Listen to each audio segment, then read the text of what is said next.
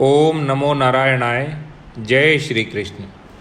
उत्तर प्रदेश ब्रज तीर्थ विकास परिषद एवं भारतीय चरित्र निर्माण संस्थान नई दिल्ली के संयुक्त तत्वाधान में आयोजित गीता वृंदावन कुंभ, जिसका विषय है गीता विज्ञान एवं मानव जीवन। इस कार्यक्रम के मुख्य अतिथि श्री एल वेंकटेश्वर लू सर, महानिदेशक उपाम। इस कार्यक्रम की अध्यक्षता कर रहे श्री नागेंद्र प्रताप सर। इस कार्यक्रम के मुख्य वक्ता श्री रामकृष्ण गोस्वामी जी, संस्थापक भारतीय चरित्र निर्माण संस्थान नई दिल्ली। इस कार्यक्रम के उद्घाटनकर्ता श्री नवनीत चहल सर। इस कार्यक्रम की संयोजक सुश्री दीक्षा जैन।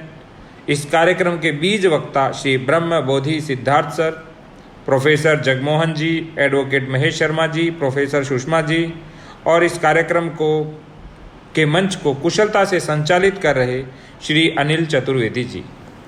ये यथा माँ प्रपद्यन्ते, गीता जी के अध्याय 4 के 11वें श्लोक में कहा गया है कि ये यथा माँ प्रपद्यन्ते तांस्तथैव भजाम्यहम् मम वर्तमानुवर्तन्ते मनुष्याः पार्थ सर्वशः।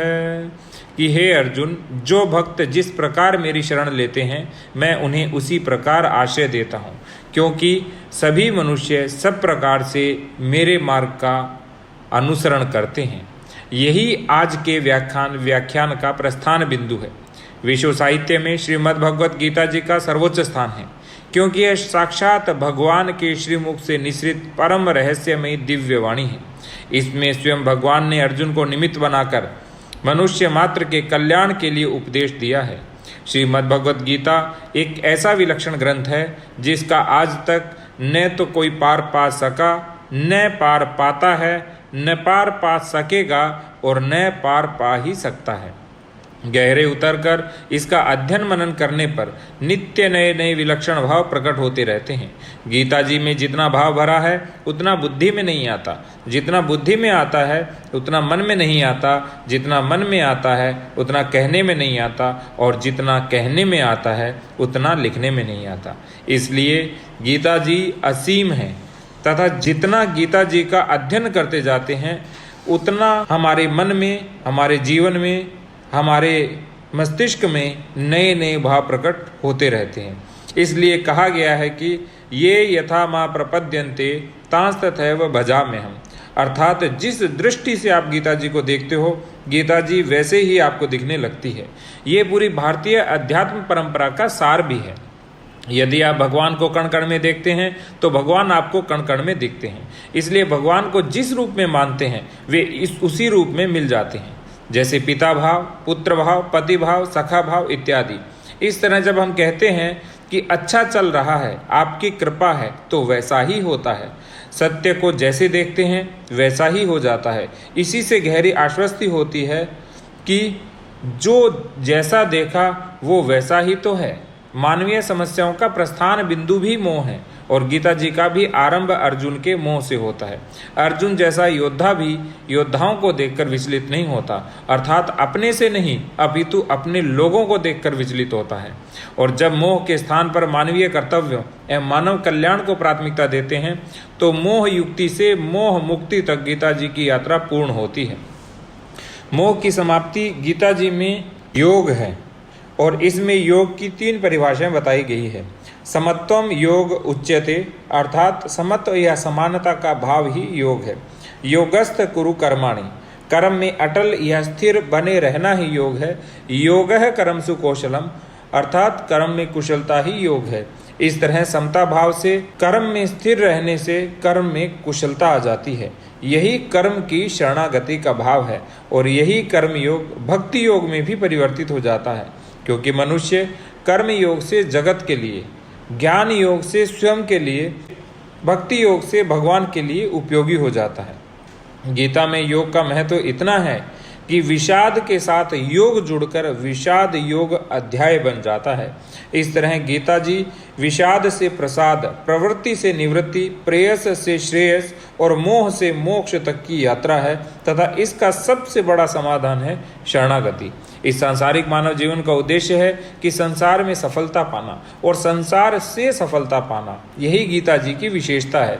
इसलिए गीता जी संसार से भागने को नहीं कहती, अपितु अभ्युदय निःश्रेयस संन्यास के माध्यम से शाश्वत शांति और जीवन की ऊंचाइयों पर ले जाने की प्रेरणा देती है। इस तरह गीता जी में संन्यास का अर्थ भी परिवर्तित होकर कर्म के प्रति समर्पण हो जाता है। इससे यह भी कह सकते हैं कि क्रांति और शांति दोनों मनुष्य के जीवन के लक्ष्य होते हैं। क्रांति का अर्थ होता है जो कुछ है उसमें परिवर्तन करके सुख प्राप्त करना, और शांति का अर्थ है सब कुछ त्याग कर परमात्मा को प्राप्त करना। हमारी सनातनी परंपरा में भगवान बुद्ध के शांति उपदेश को और संन्यास को गलत अर्थों में लिया गया है, जिसका दुष्परिणाम यह हुआ कि लोगों ने संसार के युद्ध व संघर्ष से विरक्त होना सीख लिया, जबकि कृष्ण युद्ध से विरक्ति को रोकते हुए अधर्म के नाश और कर्तव्य कर्म में युद्ध को श्रेष्ठ मानते हैं। कर्तव्य कर्म में यदि युद्ध भी आता है तो वह भी सराहनीय एवं श्लाघनीय है। वर्तमान में सांप्रदायिकता और पर्यावरण संकट के कारण मानव के अस्तित्व पर संकट उत्पन्न हो गया है और चारों ओर जो कुछ चल रहा है उसका केंद्र बिंदु मनुष्य ही है। मनुष्य रहेगा तभी चिंतन रहेगा, और चिंतनशील मनुष्य रहेगा तभी गीता जी रहेगी। जब गीता जी रहेगी तभी मनुष्य रहेगा। आज बच्चों के पास स्मार्टफोन आ गया है और स्मार्ट अर्थात स्मृति से संबंधित प्राण जा रहा है, जिससे उसकी चिंतन क्षमता, मनन क्षमता, स्मरण क्षमता प्रभावित हो रही है। संपूर्ण मानवता के विरुद्ध षड्यंत्र को हम पहचानने के बजाय बढ़ावा दे रहे हैं। इस अंधकार से प्रकाश की ओर यात्रा करनी है तो इसका सबसे बड़ा उपाय है कर्म में शरणागति की अवस्था। आज के व्याख्यान का अंत गीता जी के अंतिम श्लोक के माध्यम से करना चाहूँगा, जिसमें कहा गया है कि यत्र योगेश्वरः कृष्णो यत्र पार्थो धनुर्धरः तत्र श्रीर्विजयो भूर्तिर्ध्रुवा नीतिर्मतिर्मम। कहा गया है कि हे राजन, जहाँ योगेश्वर भगवान श्री कृष्ण हैं, जहाँ गांडीव धनुषधारी अर्जुन हैं, वहीं पर श्री, विजय, विभूति और अचल नीति है, ऐसा मत है।